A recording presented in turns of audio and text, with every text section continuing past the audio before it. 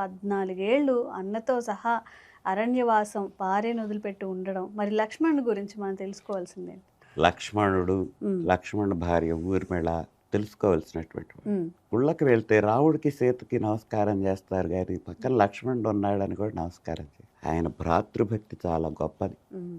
అన్న కోసం జీవితాన్ని త్యాగం చేశాడు, వెళ్ళాడు. హ్మ్. కానీ సహజంగా ఆయనకు అక్కర్లా, హ్మ్.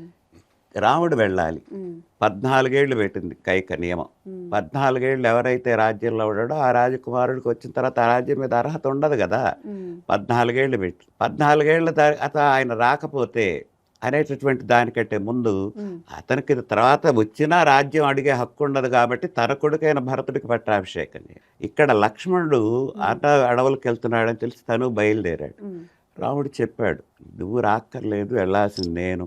వస్తే నా అర్ధాంగి సహధర్మచారిణి నా భార్య, హ్మ్. నీకు ఎందుకురా నాయనా హ్మ్. అని. అంటే కాదు, నేను నీ సేవ చేయాల్సిందే, హ్మ్. నాన్న చెప్పినా చెప్పకపోయి నీతో రావాల్సిందే హ్మ్. అని వెళ్తాడు. అప్పుడు రాముడు, నన్ను కాదు నువ్వు అడగాల్సింది, వస్తానని మీ అమ్మని అడిగిరా, సుమిత్ర దగ్గర హ్మ్. వెళ్ళి అడిగిరా, హ్మ్. మీ అమ్మ వెళ్ళమంటే రా. అక్కడ ఎందుకంటే అట్లా అన్నాడంటే అవతల ఒక పేన తల్లికి కొడుకుని రాజుని చేసుకోవాలని కోరిక కలిగింది హ్మ్.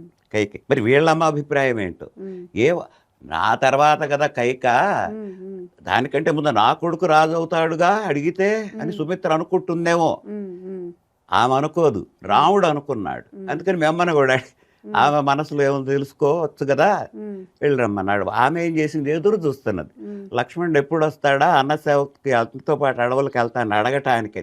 హుహు. ఒకవేళ అతను అట్లాంటి ఆలోచన లేకపోతే వెళ్ళమని చెప్పడానికి ఎదురు చూస్తుంది. హ్మ్. వెళ్ళి అమ్మ నేను కూడా అన్నతో అడవులకు వెళ్తాను, మంచిది రాయన, హ్మ్. అక్కడ మంచి శ్లోకం ఉంటుంది, హ్మ్.